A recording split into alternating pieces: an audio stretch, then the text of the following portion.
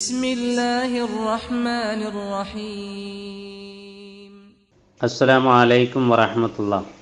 അൽഹംദുലില്ലാ വസ്സലാത്തു വസ്സലാമു അലാ റസൂലില്ലാ വഅലാ ആലിഹി വസഹ്ബിഹി അജ്മഈൻ അമ്മാ ബഅദ്.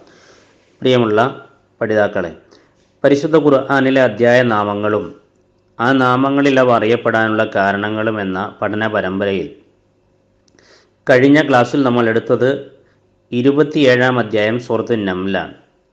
ഇന്ന് 28-ാം അധ്യായം സൂറത്തുൽ ഖസസുമായി ബന്ധപ്പെട്ടാണ് നമ്മൾ സംസാരിക്കുന്നത്. അൽ ഖസസ് എന്ന് പറഞ്ഞാൽ കഥാകഥനം എന്നാണ് അതിൻ്റെ അർത്ഥം. മക്കയിൽ അവതരിച്ച ഈ സൂറത്തിൽ 88 ആയത്തുകൾ അടങ്ങിയിട്ടുണ്ട്. ഈ സൂറത്തിൻ്റെ 52 മുതൽ 55 വരെയുള്ള ആയത്തുകൾ മദീനയിൽ അവതരിച്ചതാണെന്നും ഇതിലെ 85-ാം വചനം ഹിജറ വേളയിൽ അല്ലെങ്കിൽ ഹിജറ മധ്യേ ജുഹ്ഫ എന്ന സ്ഥലത്ത് വെച്ചാണ് അവതരിച്ചത് എന്നും പറയപ്പെടുന്നുണ്ട്. ഈ അധ്യായത്തിൻ്റെ ആദ്യ പകുതിയോളം വിശദീകരിക്കപ്പെട്ടിരിക്കുന്നത് മൂസാ നബി അലൈഹിസ്സലാമിൻ്റെ ചരിത്രമാണ്.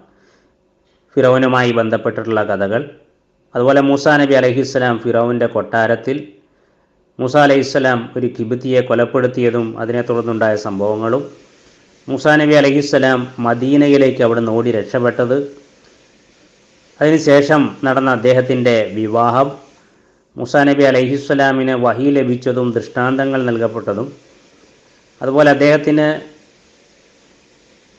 അള്ളാഹുവുമായി സംസാരിക്കാൻ സാധിച്ചത് സീനാ മലയിൽ നിന്ന് വഹി ലഭിച്ച സംഭവങ്ങൾ,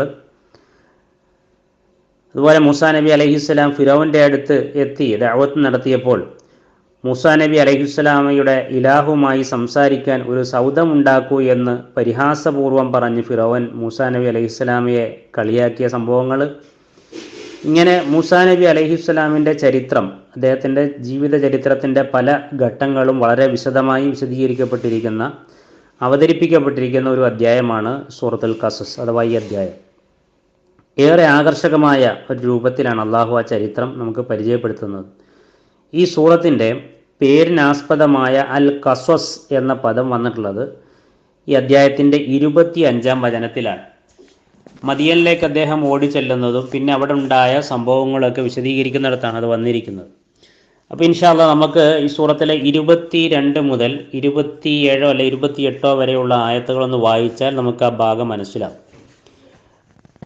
അഊദു ബില്ലാഹി മിനശ് ശൈത്വാനിർ റജീം. ولما توجه تلقاء مدين قال عسى ربي أن يهديني سواء السبيل. മദിയൻ്റെ നേർക്ക് യാത്ര തിരിച്ചപ്പോൾ അദ്ദേഹം പറഞ്ഞു, അതായത് അദ്ദേഹം മദിയനിലേക്ക് ഓടിപ്പോരാണ്. കിബിത്തിയെ കൊന്നതിനെ തുടർന്ന് അബദ്ധവശാൽ മൂസാ നബി അലൈഹിസ്സലാമയുടെ കയ്യാലെ കിബിത്തി കൊല്ലപ്പെടുകയും തൻ്റെ ജീവൻ തന്നെ അപകടത്തിൽപ്പെടുമെന്ന് തോന്നിയപ്പോഴാണ് അവിടെയുള്ള ഒരാളുടെ നിർദ്ദേശപ്രകാരം അദ്ദേഹം ആ നാട്ടിൽ നിന്ന് പോരുന്നത്. അങ്ങനെ മദീനയിലേക്ക് അദ്ദേഹം യാത്ര തിരിച്ചു. എന്നിട്ട് അദ്ദേഹം പറയാണ്, എൻ്റെ രക്ഷിതാവ് ശരിയായ മാർഗത്തിലേക്ക് എന്നെ നയിച്ചേക്കാം. അള്ളാഹു തവക്കുൽ ചെയ്ത് മൂസാ നബി അലൈഹി സ്വലാം പുറപ്പെടുകയാണ്. അങ്ങനെ മദീനയിലെ ജലാശയത്തിൽ അദ്ദേഹം ചെന്നെത്തിയപ്പോൾ ആടുകൾക്ക് വെള്ളം കൊടുത്തുകൊണ്ടിരിക്കുന്ന ഒരു കൂട്ടം ആളുകളെ അതിനടുത്ത് അദ്ദേഹം കണ്ടെത്തി. അവരുടെ ഇപ്പുറത്തായി തങ്ങളുടെ ആറ്റിൻപറ്റത്തെ തടഞ്ഞു നിർത്തിക്കൊണ്ടിരുന്ന 2 സ്ത്രീകളെ അദ്ദേഹം കണ്ടു. അദ്ദേഹം ചോദിച്ചു അവരോട്, എന്താണ് നിങ്ങളുടെ പ്രശ്നം? അവർ പറഞ്ഞു, ഇടയന്മാർ ആടുകൾക്ക് വെള്ളം കൊടുത്ത് തിരിച്ചു കൊണ്ടുപോകുന്നത് വരെ ഞങ്ങൾക്ക് വെള്ളം കൊടുക്കാനാവില്ല. ഞങ്ങളുടെ പിതാവാകട്ടെ വലിയൊരു വൃദ്ധനുമാണ്. അങ്ങനെ അവർക്ക് വേണ്ടി അദ്ദേഹം അവരുടെ കാലുകൾക്ക് വെള്ളം കൊടുത്തു. പിന്നീട് അദ്ദേഹം തണലിലേക്ക് മാറിയിരുന്നിട്ട് ഇപ്രകാരം പ്രാർത്ഥിച്ചു, എൻ്റെ രക്ഷിതാവേ, നീ എനിക്ക് ഇറക്കിത്തരുന്ന ഏതൊരു നന്മയ്ക്കും ഞാൻ ആവശ്യക്കാരനാകുന്നു. അപ്പോൾ ഇനിയാണ് നമ്മൾ ഈ സൂറത്തുമായി ബന്ധപ്പെട്ട ആ പദം വരുന്നത് ഈ ആയത്തിലാണ്. ഫജാഅത്ഹു ഇഹ്ദാഹുമാ തംശി അല ഇസ്തിഹ്യാഇൻ ഖാലത് ഇന്ന അബി യദ്ഊക ലിയജ്സിയക അജ്റ മാ സഖൈത ലനാ ഫലമ്മാ ജാഅഹു വഖസ്സ അലൈഹിൽ ഖസസ ഖാല ലാ തഖഫ് നജൗത മിനൽ ഖൗമിൽ ളാലിമീൻ. അപ്പോൾ ആ 2 സ്ത്രീകളിൽ ഒരാൾ നാണിച്ചുകൊണ്ട് അദ്ദേഹത്തിൻ്റെ അടുത്ത് നടന്നു ചെന്നിട്ട് പറഞ്ഞു, താങ്കൾ ഞങ്ങൾക്ക് വേണ്ടി ആടുകൾക്ക് വെള്ളം കൊടുത്തതിനുള്ള പ്രതിഫലം താങ്കൾക്ക് നൽകുവാനായി എൻ്റെ പിതാവ് അദ്ദേഹത്തിൻ്റെ അതായത് പെൺകുട്ടികളുടെ പിതാവ് ഷുഐബ് നബി അലൈഹിസ്സലാമ ആയിരുന്നു എന്ന് ചില വ്യാഖ്യാതാക്കളൊക്കെ അഭിപ്രായപ്പെട്ടിട്ടുണ്ട്. വെള്ളം കൊടുത്തതിനുള്ള പ്രതിഫലം താങ്കൾക്ക് നൽകുവാനായി എൻ്റെ പിതാവ് താങ്കളെ വിളിക്കുന്നു. അങ്ങനെ മൂസാ നബി അലൈഹിസ്സലാം അദ്ദേഹത്തിൻ്റെ അടുത്തു ചെന്നിട്ട് തൻ്റെ കഥ അദ്ദേഹത്തിന് വിവരിച്ചു കൊടുത്തപ്പോൾ അദ്ദേഹം പറഞ്ഞു, ഭയപ്പെടേണ്ട, അക്രമികളായ ജനതയിൽ നിന്ന് നീ രക്ഷപ്പെട്ടിരിക്കുന്നു. അപ്പോൾ മൂസാ നബി അലൈഹിസ്സലാം തൻ്റെ കഥ വിവരിക്കുന്നതാണ് ഈ സൂറത്തിൻ്റെ പേരുമായി ബന്ധപ്പെട്ട് വന്നിരിക്കുന്നത്. ആ രണ്ടു സ്ത്രീകളിൽ ഒരാൾ പറഞ്ഞു, എൻ്റെ രക്ഷിതാവേ, ഇദ്ദേഹത്തെ താങ്കൾ കൂലിക്കാരനായി എൻ്റെ പിതാവേ, ഇദ്ദേഹത്തെ താങ്കൾ കൂലിക്കാരനായി നിർത്തുക.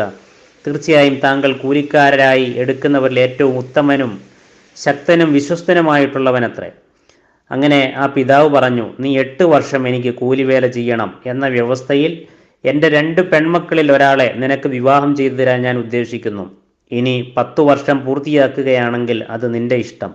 നിനക്ക് പ്രയാസമുണ്ടാക്കാൻ ഞാൻ ഉദ്ദേശിക്കുന്നില്ല. അള്ളാഹു ഉദ്ദേശിക്കുന്ന പക്ഷം നല്ല നിലയിൽ വർത്തിക്കുന്ന ഒരാളായി നിനക്കെന്നെ കാണാം. അങ്ങനെ ആ സംസാരം അവിടെ അങ്ങനെ നീണ്ടുപോകുന്ന നമുക്ക് കാണാൻ സാധിക്കും. ഇനി നമ്മൾ ഈ സൂറത്ത് പരിശോധിച്ചു നോക്കിയാൽ ഇതിനു പുറമെ ഖുർആനിൽ വിശ്വസിക്കുന്ന വേദക്കാർക്ക് ലഭിക്കുന്ന ഇരട്ടി പ്രതിഫലങ്ങൾ, പൊതുശിക്ഷ ഇറക്കപ്പെടുന്നതിന് മുമ്പുള്ള പ്രവാചക നിയോഗം, ബഹുദൈവാരാധനയുടെ നിരർത്ഥകത, അള്ളാഹുവിൻ്റെ ഉദ്ദേശ്യമില്ലാതെ ഒന്നും നടക്കില്ല എന്ന ഓർമ്മപ്പെടുത്തൽ, ഇസ്തിഖാറ നമസ്കാരവും അതിൻ്റെ ദുആയും, ഖാറൂൻ എന്ന പ്രഭുവിൻ്റെ